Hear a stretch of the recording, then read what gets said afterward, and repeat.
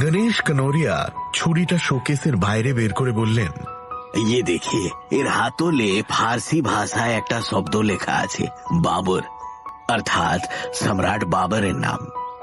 বাবরের সেনাপতি তার নামাঙ্কিত এই ছুরি ব্যবহার করতেন। আর আর ওই যে ওর পাশের বাক্সে লম্বা নলওয়ালা দোনওয়ালা পিস্তলটা দেখছেন, ওটা ক্লাইভের আমলের। এখনো কিন্তু কাম করে, মানে গুলি ছোড়া যায়। পীযূষ বলল, ছুরিটা একটু হাতে ধরে দেখব? কানোরিয়া ছুরিটা তার হাতে দিয়ে বললেন, তবে এগুলো সব ইনশিওর করা অন্য কোম্পানি থেকে, 4 লাখ মে। ছুরিটা হাতে নিয়ে বেশ রোমাঞ্চ অনুভব করল পীযূষ। কত প্রাচীন জিনিস, কে বলতে পারে স্বয়ং বাবরই হয়তো এটা তুলে দিয়েছিলেন তার কোনো অনুচরের হাতে। ছুরিটা ঘুরিয়ে ঘুরিয়ে দেখে পীযূষ মিস্টার কানোরিয়ার হাতে ফেরত দিয়ে দিল। কানোরিয়া ছুরিটা যথাস্থানে রেখে পীযূষকে বললেন, চলুন এবার যে জিনিসটা দেখবেন বলে এসেছেন সেটা দেখাই। দোতলাতে একটা কাঠের রেলিং ঘেরা লম্বা বারান্দা। সেই বারান্দা দিয়ে কানোরিয়ার পেছন পেছন গিয়ে একটা ঘরের সামনে হাজির হল পীযূষ। কানোরিয়া চাবি দিয়ে ঘরের দরজা খুলে দেওয়াল হাতড়ে খুট করে সুইচ টিপলেন। বড় ঘরটার মাথার ওপর থেকে একটা ঝুলন্ত বাতি জ্বলে উঠল, আর তার আলো এসে পড়ল ঘরের ঠিক মাঝখানে রাখা লম্বাটে ধরনের বিরাট একটা কাঁচের বাক্সের ওপর। কানোরিয়ার সঙ্গে গিয়ে পীযূষ দাঁড়ালো সেই কাঁচের বাক্সের সামনে। তার ভেতরে রাখা আছে মানব দেহাকৃতির একটি অতি প্রাচীন কাঠের কফিন। তার মধ্যে শায়িত বিবর্ণ ব্যান্ডেজ মোড়া একটা মামি। তার মুখটা ঢাকা আছে বহু প্রাচীন এক কাঠের মুখোশে। ছেলেবেলাতে কলকাতার জাদুঘরে ঠিক এরকমই একটি মামি দেখেছিল পীযূষ। মামিটার দিকে তাকিয়ে পীযূষ প্রশ্ন করল, এটা কি ইজিপ্ট থেকে এনেছেন? কানোরিয়া তার টাইয়ের নট ঠিক করতে করতে বললেন, জিনিসটা ইজিপ্টের হলেও আমি এটা খরিদ করেছি লন্ডনের এক বিজনেসম্যানের কাছ থেকে। ইজিপ্টে এখন এসব জিনিস বেচা কেনা পুরো ব্যান। তো 60-70 বছর আগেও ইজিপ্ট থেকে মামি কিনে নিয়ে যাওয়া হতো ইউরোপের নানান জায়গায় ঘরে সাজাবার জন্য, স্পেশালি ফ্রান্স আর ইংল্যান্ডে। তো আমার এই বাগানে দার্জিলিং এ 4 লন্ডনে যায়, তো উসিলিয়ে আমাকে লন্ডন যেতে হয়। তো সেখানে একটা রিচ ফ্যামিলি কাছ থেকে 1 লাখ পাউন্ড মানে 70 লাখ রুপে দিয়ে কিনেছি আমি। এটা এখনো পর্যন্ত আমার সংগ্রহের সব থেকে দামি জিনিস। এই দার্জিলিং এ তো বহু টুরিস্ট আসে, তো আমার ইচ্ছে আছে ভবিষ্যতে আমার সংগ্রহগুলো দিয়ে একটা মিউজিয়াম বানাবো। পীযূষের এই মামিটা দেখতে কলকাতা থেকে দার্জিলিংয়ে ছুটে আসার পেছনে বিশেষ কারণ আছে। পীযূষ একটা ইন্স্যুরেন্স অর্থাৎ বীমা কোম্পানির অফিসার। কিছুদিন আগে টি এস্টেটের মালিক বিখ্যাত ব্যবসায়ী মিস্টার কানোরিয়া খবরের কাগজে এই মর্মে বিজ্ঞাপন দিয়েছিলেন যে তিনি তার একটি ব্যক্তিগত জিনিস ইনশিওর করাতে চান। বিজ্ঞাপনটা দেখে 7 দিন আগে পীযূষদের কোম্পানি আর একজন ইন্স্যুরেন্স অফিসার শ্যান্নাল বাবুকে পাঠিয়েছিল এখানে। তখন অবশ্য কোম্পানি বা শ্যান্নাল বাবু জানতেন না যে কি জিনিসের বীমা করাতে চাইছেন মিস্টার কানোরিয়া। জিনিসটা দেখে কলকাতায় ফিরে যাবার পর তিনি আর এখানে আসতে চাননি। শ্যান্নাল বাবু একটু কুসংস্কারগ্রস্ত মানুষ। তিনি পীযূষকে বলেছিলেন, তুমি ব্যাপারটা সামলাও। আমি শুনেছি এসব মমি টমির সঙ্গে অনেক সময় নানা অভিশাপ জড়িয়ে থাকে।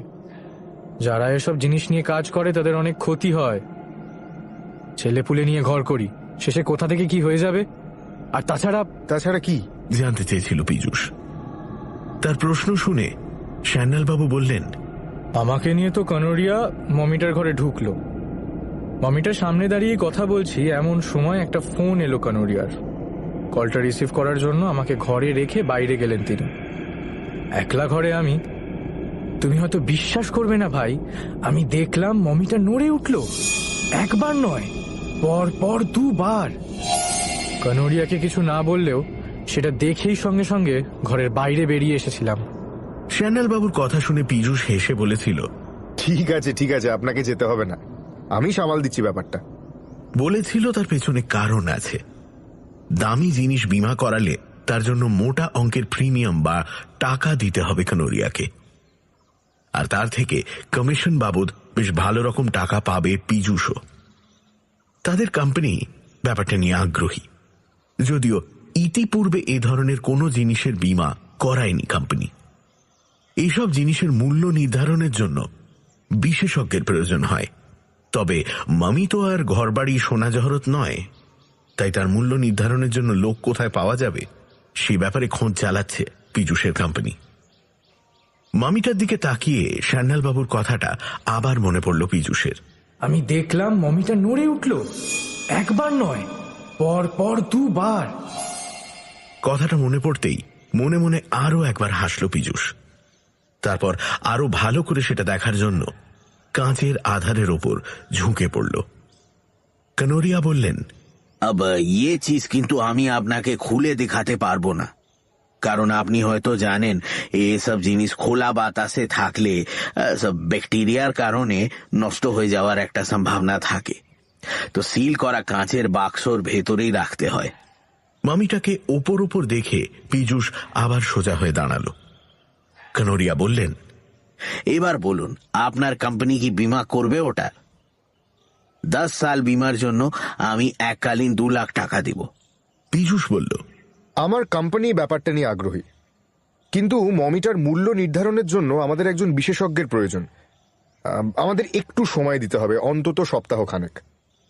খানিকক্ষণ চুপ করে থেকে কানোরিয়া বললেন, অতটা সময় দেওয়া যাবে না আপনাদের, এমনিতেও সপ্তাহখানেক সময় কেটেই গেছে। পরশু আমি ব্যবসার কাজে বিদেশ রওনা হয়ে যাব, তো ফিরতে 2-3 মাসও লাগতে পারে। আপনি কালকের মধ্যে চুক্তি না করালে আমি আমার আগের ইন্স্যুরেন্স কোম্পানিকে ডাকবো, ওরা আমার সঙ্গে যোগাযোগও করেছে, বললেই পেপারস নিয়ে চলে আসবে। কিছু না মনে করলে একটা প্রশ্ন করতে চাই। ওরা তো আপনার জন্য জিনিসগুলোর বীমা করেছে, তবে আপনি আবার বীমা করানোর জন্য সংবাদপত্রে বিজ্ঞাপন দিলেন কেন? মাস 2 আগে কলকাতায় আমার একটা গাড়ি চুরি হয়েছিল, সেটাও ওদের কাছে ইন্স্যুর করা ছিল, কিন্তু বীমা টাকাটা পেতে বেশ কিছুটা টাইম ওয়েস্ট হয়, তাই আমি ওদের ওপর একটু আনহ্যাপি। যদিও কোম্পানির পক্ষ থেকে পরবর্তীকালে আমার হয়রানির জন্য দুঃখ প্রকাশ করা হয়েছে। এখন আপনারা যদি বীমাটা করাতে রাজি না হন তো মুঝে উনি লোগোं को बुलाना पड़ेगा। এবার ব্যাপারটা বোধগম্য হল পীযূষের। সে অবশ্য কানোরিয়ার কথা শুনে ধন্দের মধ্যেও পড়ল। শেষ পর্যন্ত ব্যাপারটা হাতছাড়া হয়ে যাবে না তো?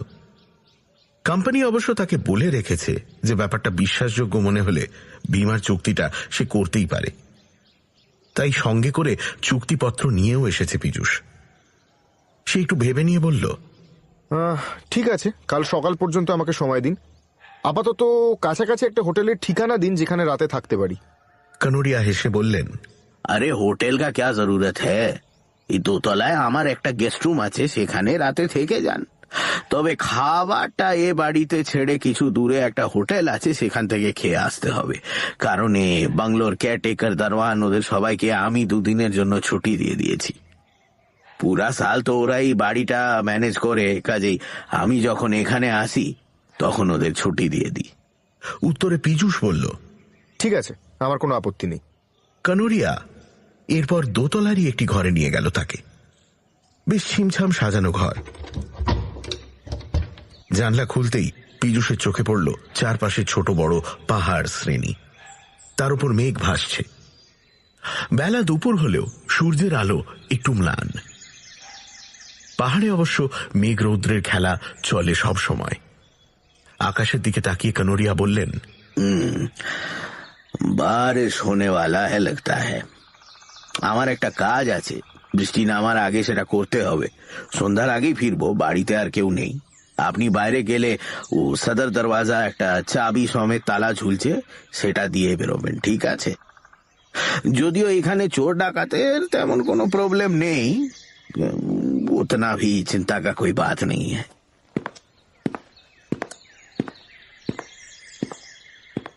কিছুক্ষণের মধ্যেই পীযূষ শুনতে পেল বাইরে কানোরিয়ার গাড়ির শব্দ মিলিয়ে গেল। কানোরিয়ার কাঠের বাড়িটাতে একলা রইল পীযূষ। দার্জিলিংয়ে হলেও কানোরিয়ার বাড়িটা শহরের একটু বাইরের দিকে একটা ছোট টিলার ওপর। চারপাশে আর কোনো ঘর বাড়ি নেই। শহরের দিক থেকে একটা সর্পিল রাস্তা এসে এ বাড়িটার কাছেই শেষ হয়েছে। তার একদিকে খাদ আর অন্যদিকে পাহাড়ের ঢালে পাইন আর দেবদারুর বন। বাড়ি থেকে বেরিয়ে মিনিট 20 হাঁটলে তবে কয়েকটা ঘরবাড়ি আর একটা খাবারের হোটেল আছে।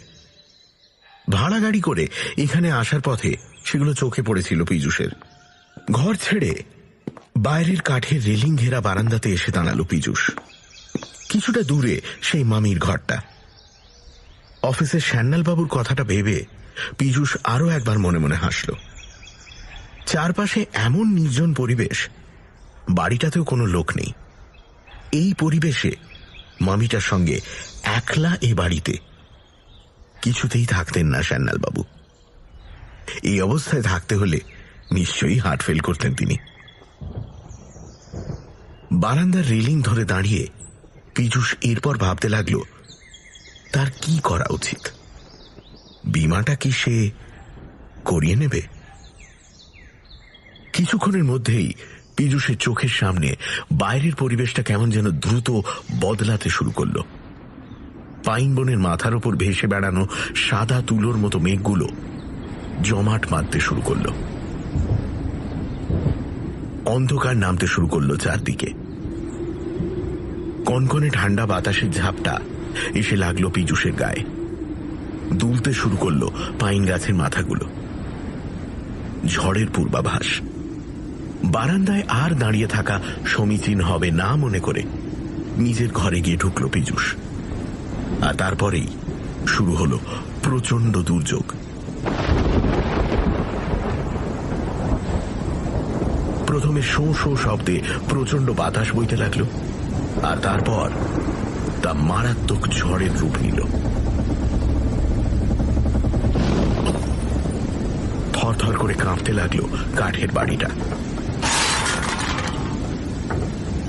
ঘরের ভেতরে বসে বাড়ির ভেতরে নানান জায়গা থেকে নানা দুমদাম শব্দ কানে আসতে লাগলো তার। হয়তোবা খোলা জানলা দরজা।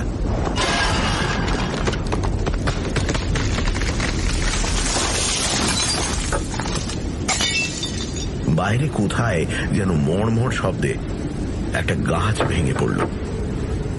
কেঁপে উঠল বাড়িটা। এরপর ঝড় একটু কমলো বটে, কিন্তু শুরু হলো মুহুর্মুহু বজ্রপাত আর বৃষ্টি।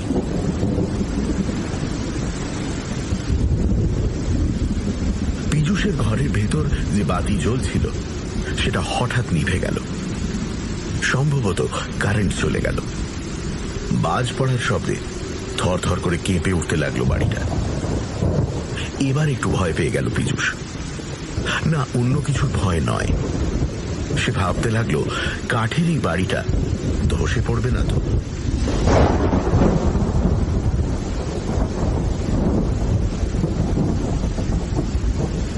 শেষে একবার প্রচন্ড জোরে বাজ পড়ল। সম্ভবত সেটা পড়ল বাড়ির গা ঘেঁষেই। আর এতটাই তার অভিঘাত যে বাড়িটা যেন সেই শব্দে মৃদু দুলে উঠল। কোথায় কি যেন একটা ঝনঝন শব্দে ভেঙে গেল। এবার স্পষ্টতই আতঙ্ক গ্রাস করল পীযূষকে। সে বুঝে উঠতে পারল না তার কি করা উচিত। ঘরে থাকবে না বাইরে বেরোবে। কিন্তু প্রচন্ড শব্দে সেই শেষ বাজটা পড়ার পরই ধীরে ধীরে সবকিছু শান্ত হয়ে আসতে লাগলো। কিছুক্ষণের মধ্যেই যেমন আকস্মিকভাবে দুর্যোগটা এসেছিল ঠিক তেমন ভাবেই তা থেমে গেল। পাহাড়ি অঞ্চলে অবশ্য ঝড় বৃষ্টি এমনই আসে যায়। হাঁপ ছেড়ে বাঁচল পীযূষ। এরপর ঘরের ভেতর আরো কিছুক্ষণ সে বসে রইল। তারপর যখন বাইরের প্রকৃতি একদম শান্ত হয়ে গেল তখন বাইরের বারান্দায় বেরিয়ে এলো সে। চারদিকে দুর্যোগের স্পষ্ট চিহ্ন ছড়িয়ে আছে। বাড়ির কিছুটা দূরেই দুটো বিরাট পাইন গাছ ভেঙে পড়েছে। বারান্দা বৃষ্টির জলে না ভিজলেও উড়ে আসা শুকনো পাতার রাশি ছড়িয়ে আছে সারা বারান্দা জুড়ে। বারান্দা লাগোয়া একটা ঘরের জানলার কাঁচের সারসি ঝড়ের দাপটে ভেঙে ছড়িয়ে আছে মাটিতে। হয়তো এই কাঁচ ভাঙার শব্দই শুনতে পেয়েছিল সে, মনে মনে ভাবল পীযূষ। এক সময় বাইরে তাকিয়ে দেখল পাইন বনের আড়ালে আবার দেখা দিলেন সূর্যদেব, আর আলো এসে ছড়িয়ে পড়তে লাগলো বারান্দাতে। বিকেল হয়ে গেছে অনেকক্ষণ। দিনের শেষ আলো ছড়িয়ে পড়েছে দূরের পাহাড়গুলোর ঢালে। ঝড়ের সময় চারপাশটা যতটা ভয়ঙ্কর হয়ে উঠেছিল, ঠিক ততটাই এখন যেন সুন্দর লাগছে চারদিকের পৃথিবী। তন্ময়ভাবে বেশ কিছুক্ষণ পাহাড়গুলোর দিকে তাকিয়ে রইল পীযূষ। তারপর তার খেয়াল হলো তাকে খাবার কিনতে যেতে হবে। একটা মোমবাতিও কিনে রাখা ভালো। আলো ফিরবে কি না তা জানা নেই। তাছাড়া পাহাড়ি অঞ্চলে দ্রুত সন্ধ্যা নামে। জিনিসগুলো কিনে অন্ধকার নামার আগেই ফিরে আসা ভালো। বলা যায় না, হয়তো আবারও ঝড় বৃষ্টি নামতে পারে। পাহাড়ি অঞ্চলে প্রকৃতির রূপ দ্রুত পাল্টায়। ভাবনাগুলো মাথায় নিয়ে পীযূষ কিছুক্ষণের মধ্যেই কানোরিয়ার কথা মতো বাড়ির সদর দরজায় তালা দিয়ে বেরিয়ে পড়ল। নির্জন পথ, মনোরম প্রকৃতি, যদিও রাস্তাটা ঝরা পাতায় ঢাকা। সেই পথে পাকদণ্ডি বেয়ে হাঁটতে হাঁটতে মিনিট 15 মধ্যেই পৌঁছে গেল ছোট জনবসতিটায়। রাস্তার গায়ে পাহাড়ের ঢালের নিচে গোটা সাথে কাঠের বাড়ি, তারই মধ্যে একটা বাড়ি সংলগ্ন ছোট একটা হোটেল, আর তার পাশেই একটা ছোট মুদির দোকান। প্রথমে সেই দোকান থেকে একটা মোমবাতি কিনে হোটেলে ঢুকল সে। হোটেলওয়ালা বলল যে অন্য কিছু খাবার নেই, তবে মিনিট 20 দাঁড়ালে সে রুটি সবজি বানিয়ে দিতে পারবে। পীযূষ বলল, ঠিক আছে, তাই বানিয়ে দিন। লোকটা তার কাজ শুরু করে দিল, আর পীযূষ বসল একটা কাঠের চেয়ারে। রুটি বেলতে বেলতে লোকটা একসময় জানতে চাইল, তা আপনি কোথায় এসেছেন? এদিকে তো ট্যুরিস্ট খুব একটা আসে না। আমি ট্যুরিস্ট নই। কানোরিয়া সাহেবের বাংলো চেনেন? ওখানেই এসেছি। হ্যাঁ চিনি, আমি তেমনই আন্দাজ করেছিলাম। ওখান থেকে আপনার মতো এক বাঙালি বাবু আমার এখান থেকে খাবার নিয়ে যেতেন, তবে সপ্তাহখানেক ধরে আর আসছেন না। মনে হয় কলকাতা ফিরে গেছেন। মিনিট 20 নয়, আধ ঘন্টারও বেশি সময় লাগলো তার খাবার বানাতে। খাবার নিয়ে দাম মিটিয়ে পীযূষ যখন রাস্তায় নামল, তখন সূর্য ডুবে গেছে। নির্জন পথ, কুয়াশা আর অন্ধকার নামতে শুরু করেছে পাহাড়ের ঢালে। ফেরার পথ ধরল পীযূষ। আর কিছুক্ষণের মধ্যেই অন্ধকারে ডুবে যাবে এই পাহাড়ি অঞ্চল। দ্রুত হাঁটতে লাগলো সে। অর্ধেক পথ অতিক্রম করার পর হঠাৎ যেন তার পেছনে একটা অস্পষ্ট শব্দ শুনতে পেল। ভেজা পাতায় পা ফেলে কেউ হাঁটছে।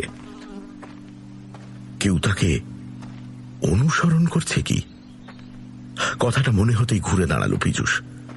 দেখল কিছুটা তফাতেই দাঁড়িয়ে আছেন একজন লোক, মাঝবয়সী, শীর্ণ চেহারা, পরনে মলিন একটা পাজামা আর হাফ শার্ট।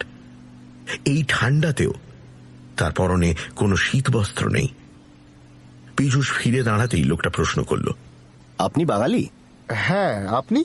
লোকটা হাত জোড় করে নমস্কারের ভঙ্গিতে বলল, আমিও বাঙালি। আমার নাম অবিনাশ বিশ্বাস। আপনি এখানেই থাকেন? হ্যাঁ, চলুন হাঁটতে হাঁটতে কথা বলি। অন্ধকার নামলে ফিরতে অসুবিধে হবে আপনার।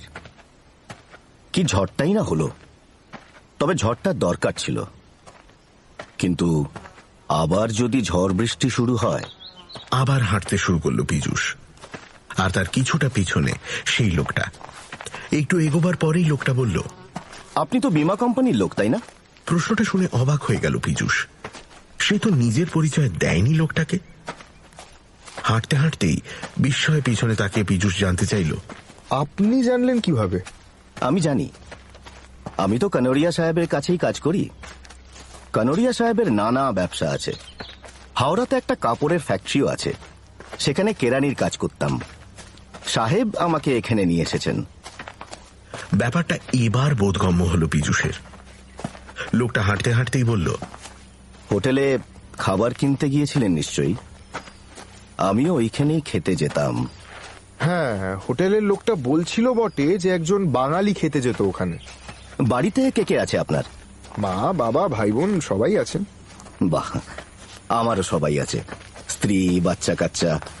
তাদের জন্যই তো, পেটের জন্যই তো এত দূর ছুটে আসা।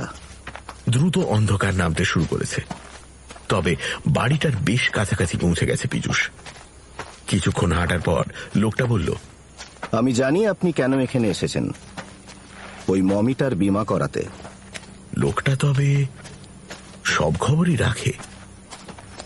আবার একটু অবাক হলো পীযূষ, তবে লোকটার সঙ্গে এ ব্যাপারে কথা বলা সমীচীন মনে করল না সে। হ্যাঁ বলে সংক্ষিপ্ত জবাব দিয়ে হাঁটতে লাগলো। কিছুক্ষণের মধ্যেই বাড়িটার কাছাকাছি পৌঁছে গেল পীযূষ। তখন প্রায় পুরোপুরি অন্ধকার নেমে গেছে।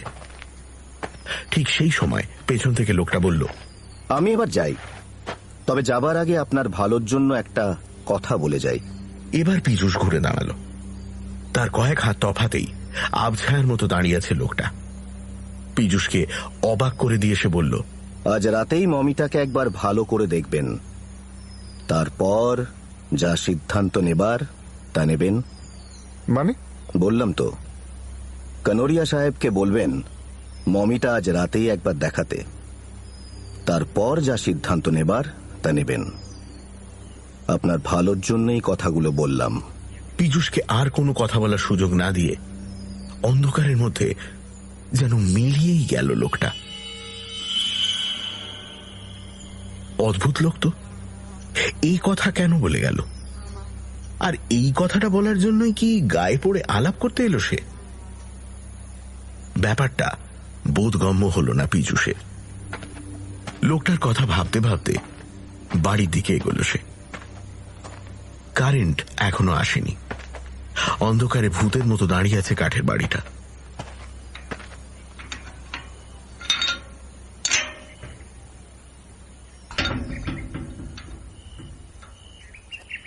মোম জ্বালিয়ে তালা খুলে দোতলায় উঠে পীযূষ তার ঘরে গিয়ে ঢুকল।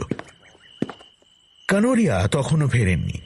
মোমবাতি জ্বালিয়ে ঘরে বসে কানোরিয়ার প্রতীক্ষা করতে লাগলো পীযূষ। কিন্তু তার মাথায় ঘুরপাক খেতে থাকলো সেই লোকটার কথাগুলো। লোকটা কি কোনো কারণে ভড়কে দিতে চাইছে তাকে? মামিটা একবার সে দেখতে বলল কোন উদ্দেশ্যে? বাইরের বারান্দায় হঠাৎ একটা শব্দ শুনতে পেল পীযূষ। শুকনো পাতার ওপর হাঁটার শব্দ। কানোরিয়া কি তবে ফিরে এলেন? হয়তো তার গাড়ির শব্দ খেয়াল করেনি পীযূষ। এগিয়ে গিয়ে দরজাটা খুলে বারান্দায় উঁকি দেয় সে। শব্দটাও যেন থেমে গেল। ইতিমধ্যে বাইরে চাঁদ উঠতে শুরু করেছে। সে আলোতে বারান্দার শেষ প্রান্ত অবধি আবছা হলেও দেখা যাচ্ছে, কিন্তু বারান্দাতে কেউ কোথাও নেই। তবে কি শব্দটা মনের ভুল? ব্যাপারটা ঠিক বুঝে উঠতে পারল না পীযূষ। আবার দরজা বন্ধ করে খাটে বসল। এরপর ভাবতে লাগলো তার কি করা উচিত। বীমাটা করাতে পারলে কমিশন বাবদ বেশ কিছু টাকা পকেটে আসবে তার, আর কোম্পানিও খুশি হবে। কিন্তু বিশেষজ্ঞের পরামর্শ ছাড়া কাজটা করলে একটা আশঙ্কাও থেকে যায়। পরে হয়তো দেখা গেল যে জিনিসটার মূল্যই হয়তো অত নয়।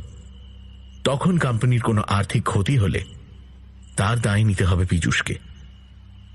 কিন্তু এইসব ভাবনার মাঝেই পীযূষের মনে পড়ল অবিনাশ বিশ্বাস নামে লোকটার কথা। কেনই বা লোকটা হঠাৎ পথের মাঝে উদয় হলো, আর কেনই বা মামিটা তাকে দেখার কথা বলে উধাও হলো, কে জানে? পীযূষের মনে হলো এমনও তো হতে পারে যে লোকটা কোনো বীমা কোম্পানির এজেন্ট কোনোভাবে সে হয়তো জানতে পেরেছে পীযূষের পরিচয়, তাই পীযূষের মনে সন্দেহ সৃষ্টি করে বিমাটা নিজেরা করার ধান্দা করছে। পীযূষ শেষ পর্যন্ত সিদ্ধান্ত নিল যে বিমাটা সে করবে। তবে লোকটা কেন তাকে মামিটা দেখার কথা বলল, সেই সন্দেহ নিরসনের জন্য কানোরিয়া সাহেব ফিরলে মামিটা আর একবার সে দেখবে।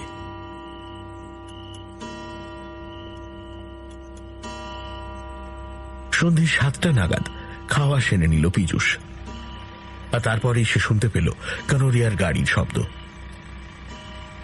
কানোরিয়ার ওপরে উঠে আসতে অবশ্য আরো আধ ঘন্টা সময় লাগল। দরজায় নক করার শব্দ শুনে পীযূষ খুলে দেখল কানোরিয়া দাঁড়িয়ে আছেন। তার পরনে ড্রেসিং গাউন। পীযূষকে তিনি বললেন, ঝড়ে রাস্তায় একটা গাছ পড়েছিল, তার জন্য আটকে ছিলাম বহুক্ষণ, তো তাই ফিরতে দেরি হলো। তারপর ড্রেস চেঞ্জ করে ওপরে এলাম। আপনার কোনো তকলিফ হয়নি তো? না, তেমন কিছু নয়, তবে ঝড় জলের সময় একটু ভয় পেয়ে গেছিলাম। ভূতের ভয় নয় তো? হাজার হোক মমিটা তো এ বাড়িতেই আছে। না স্যার, ওসব আমার নেই। আসলে এত বাজ পড়ছিল যে একটু ভয় লাগছিল। ভাবলেন কিছু? वैसे कल तक का वक्त है आपके पास? ভেবেছি বিমাটা আমি করাবো, তবে থ্যাংক ইউ। কিন্তু তবে কি? মমিটা আমি এখন একবার দেখতে চাই। কানোরিয়া কয়েক মুহূর্ত চুপচাপ পীযূষের মুখের দিকে তাকিয়ে থেকে বললেন, আপনি তো এসব ব্যাপারে বিশেষজ্ঞ নন, তবে আপনি যখন মমিটা আর একবার দেখতে চান তখন আমার কোনো প্রবলেম নেই। দাঁড়ান, আমি নিচে গিয়ে চাবিটা নিয়ে আসি। মিনিট 3 মধ্যেই চাবি নিয়ে ফিরে এলেন তিনি। বাইরে বেশ বড় চাঁদ উঠেছে, মেঘ মুক্ত আকাশ, চাঁদের আলো চুঁইয়ে পড়ছে দূরের পাহাড়গুলোর গা বেয়ে। ঘর থেকে মোমবাতিটা পীযূষকে সঙ্গে নিতে বললেন কানোরিয়া। আলোটা নিয়ে কানোরিয়ার পিছন পিছন বারান্দা ধরে এগোল পীযূষ। কানোরিয়া এসে দাঁড়ালেন মামির ঘরের বন্ধ দরজার সামনে। চাবি দিয়ে তালাটা খুললেন, তারপর পাল্লাটাও। ঘরের ভেতরে আলো ঢুকছে। বাড়ির পেছনের দিকের একটা গাছ ঝড়ের দাপটে ভেঙে পড়েছে দেওয়ালের পেছন দিকের একটা জানলার উপর, আর তার আঘাতেই ঘরের ভেতরে ছিটকে পড়েছে পাল্লাটা। বাইরের চাঁদের আলো ঘরে ঢুকছে সেখান দিয়ে। ঘরের ভেতর কানোরিয়া কয়েক পা ঢুকেই আর্তনাদের স্বরে বলে উঠলেন, ও মাই গড! খোলা জানলা দিয়ে চাঁদের আলো এসে পড়েছে ঠিক যেখানে কাঁচের বাক্সতে মামিটা থাকার কথা সেখানে, কিন্তু চূর্ণ বিচূর্ণ হয়ে গেছে সেই কাঁচের আধার। জানলার পাল্লাটা তার কিছুটা তফাতে পড়ে, হয়তো তার আঘাতেই অথবা বজ্রপাতের অভিঘাতে ভেঙে গেছে কাঁচের বাক্সটা। পীযূষের মনে হলো ঝড় বৃষ্টির সময় ঘরে বসে বসে সে যে ঝনঝন শব্দ শুনেছিল তা এই কাঁচের বাক্স ভাঙার শব্দটাও হতে পারে। ভালো করে সেদিকে তাকিয়ে পীযূষ দেখতে পেল ভাঙা কাঁচের বাক্সর ভেতর সেই প্রাচীন কাঠের কফিন আছে ঠিকই, কিন্তু তার মধ্যে মামিটা নেই। ঘরের চারপাশে ছড়িয়ে আছে কাঁচের টুকরো আর লম্বা লম্বা কাপড়ের ফালি, প্রাচীন ব্যান্ডেজগুলো যা দিয়ে মোড়া। তবে মিশরের মমি নয়, যাকে আপনি মমি বানিয়েছিলেন। কথাটা বলার পর মুখোশটা সরিয়ে নিল লোকটা। আরে, এই যে সেই লোকটা যার সঙ্গে পীযূষের দেখা হয়েছিল রাস্তায়, অবিনাশ বিশ্বাস। তাকে দেখেই কানোরিয়ার চোয়ালটা যেন ঝুলে পড়ল। বিস্মিতভাবে তিনি বলে উঠলেন, তুমি তুমি বেঁচে আছো? লোকটা জবাব দিল, আপনার কি মনে হয় আমি মারা গেছি ধরে নিয়ে কাঁচের বাক্সটা সিল করে দিলেন আপনি, যাতে মরদেহের গন্ধ বাইরে না বেরোতে পারে? নিশ্চয়ই ভেবে রেখেছিলেন এরপর আমার দেহটা কোনো খাদে নিয়ে গিয়ে ফেলবেন। কানোরিয়া নিশ্চুপ। বিস্ময় ফুটে উঠেছে তার চোখে মুখে। অবিনাশ বিশ্বাসের পর বলল, আপনি যেমন আমাকে এই প্রাচীন ব্যান্ডেজে জড়িয়ে মমি বানিয়েছিলেন, তেমনি আপনাকে এখন মমি বানাবো আমি। লোকটা এই বলে মাটি থেকে একটা লম্বা ব্যান্ডেজের ফালি কুড়িয়ে নিল। ঠিক এই মুহূর্তে কানোরিয়া যেন নিজেকে সামলে নিলেন। হিংস্র একটা ভাব ফুটে উঠল তার মুখে। তিনি বলে উঠলেন, বুঝতে পারছি তুমি বেঁচে আছো। কাঁচের বাক্সর কোথাও ছিদ্র হয়ে গেছিল আর তা দিয়ে বাতাস ঢুকতো ভিতরে।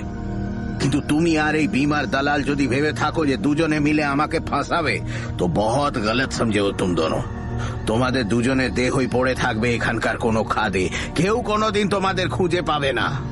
লোকটার উদ্দেশ্যে এই কথা বলার পর পীযূষের দিকে তাকিয়ে কানোরিয়া বললেন, তুমি ইচ্ছা করে এখন মমি দেখার ইচ্ছা প্রকাশ করেছিলে, তাই না? হ্যাঁ, ভেবেছিলে তোমরা দুজনে আর আমি একা, আমাকে কাবু করতে কোনো তকলিফ হবে না। হ্যাঁ, কিন্তু তোমাদের সেই ইচ্ছা পূরণ হলো না। এই বলে ডান হাতটা ওপরে তুললেন কানোরিয়া। তার হাতে কখন যেন উঠে এসেছে পীযূষের দেখা ক্লাইভের আমলের সেই প্রাচীন পিস্তল। বাকরুদ্ধ হয়ে গেল পীযূষ। পিস্তলের নলটা ধীরে ধীরে পীযূষের বুক লক্ষ্য করে সোজা হয়ে উঠছে। পীযূষ আতঙ্কে হিম হয়ে গেলেও ঘরের অন্য লোকটা কিন্তু ঘাবড়াল না। সে বলে উঠল, পিস্তলটাও মমির মতন নকল নয় তো? কাজ হবে তো? আমাকেই আগে গুলি করুন। কথাটা কানে যেতেই কানোরিয়ার হাতের পিস্তলটা ঘুরে গেল লোকটার দিকে। হিংস্র হাসি হেসে কানোরিয়া বললেন, দেখি গুলি বেরোয় কিনা। আলোর ঝিলিক, প্রচন্ড শব্দে কেঁপে উঠল ঘরটা। বারুদের ধোঁয়ায় কয়েক মুহূর্তের জন্য অদৃশ্য হয়ে গেল লোকটা, কিন্তু তারপরেই পীযূষ দেখতে পেল একইভাবে দাঁড়িয়ে আছে সে। আবঝা হাসিও যেন ফুটে উঠেছে তার ঠোঁটে, আর কানোরিয়া চোখে মুখে ফুটে উঠেছে প্রবল বিস্ময়। মুহূর্ত খানিক সময় পরস্পরের দিকে তাকিয়ে রইলেন তারা। তারপর কানোরিয়া আবারও পিস্তল উঠিয়ে গুলি চালালেন অবিনাশের বুক লক্ষ্য করে। আবার প্রচন্ড শব্দ আর বারুদের ধোঁয়াতে ভরে গেল ঘর। মোমবাতিটা খসে পড়ল পীযূষের হাত থেকে। ধোঁয়া কাটতেই পীযূষ দেখল লোকটা একইভাবে দাঁড়িয়ে আছে। তার মুখের হাসিটা এবার স্পষ্ট, আর তার দিকে তাকিয়ে যেন রক্ত শূন্য হয়ে গেছে কানোরিয়ার মুখ। কানোরিয়া আরো একবার তাকে লক্ষ্য করে পিস্তল উঁচিয়ে ঘোড়া টানলেন। খট করে একটা শব্দ হলো, কিন্তু গুলি বেরোল না। ওই প্রাচীন দোনলা পিস্তলে দুটো মাত্র গুলি ছিল। লোকটা এরপর বলল, এবার আমার পালা।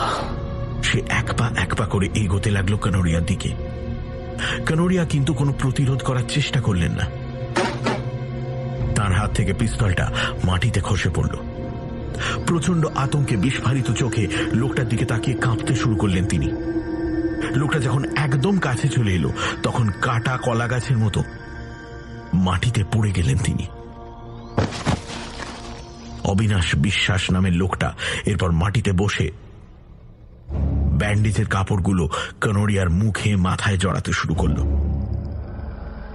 ঘটনার আকস্মিকতায় কিছুক্ষণের জন্য স্তব্ধ হয়ে গেছিল পীযূষ।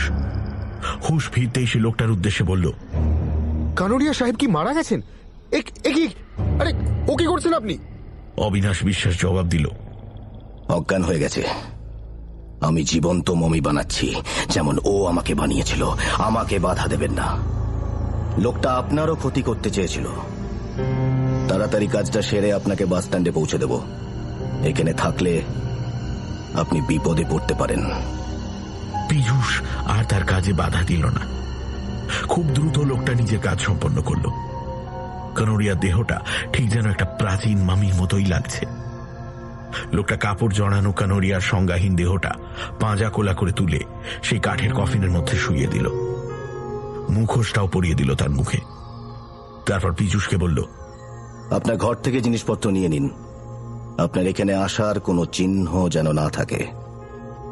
চলুন, আপনাকে বাস স্ট্যান্ডে ছেড়ে দিয়ে আসি। কিছুক্ষণের মধ্যেই লোকটার সঙ্গে পথে নামল পীযূষ।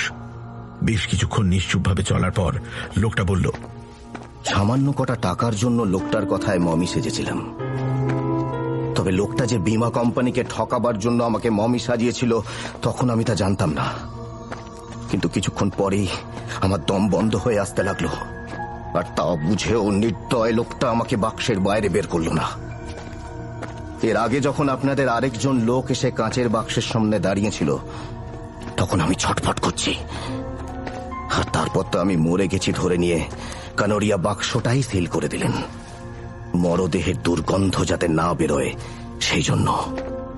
তাহলে কি আমাদের স্যান্ডালবাবু যা দেখেছিলেন তা ঠিক? তখনই কেঁপে উঠেছিল লোকটা। কথাটা মনে মনে ভেবে নিয়ে পীযূষ বলল, ভাগ্যিস কাচের বাক্সটাতে ফুটো থেকে গেছিল, তাই বরাত জোরে বেঁচে গেছিলেন আপনি। তাছাড়া জল ছাড়া ওই 7 দিন যে বাঁচলেন এটাও তো একটা মিরাকেল। তবে কানোরিয়ার পিস্তলে যে শুধু বারুদ ভরা ছিল এটাই রক্ষে।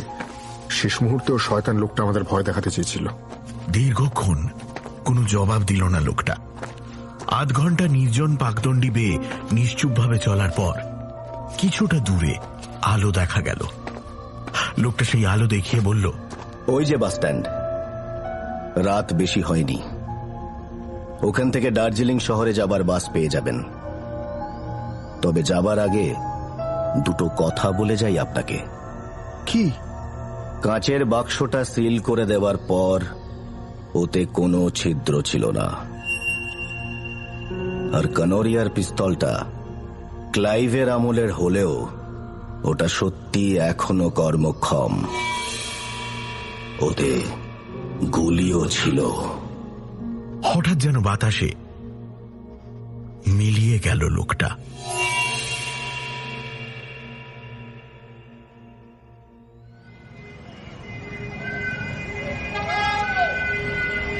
দুদিন পর কলকাতায় ফিরে এলো পীযূষ। ইতিমধ্যেই সে তার কোম্পানিকে জানিয়ে দিয়েছে কানোরিয়ার সঙ্গে তার দেখা হয়নি, কারণ দার্জিলিংয়ে পৌঁছবার পরেই কানোরিয়া তাকে টেলিফোনে জানিয়ে দেন তিনি বীমা করাতে আগ্রহী নন।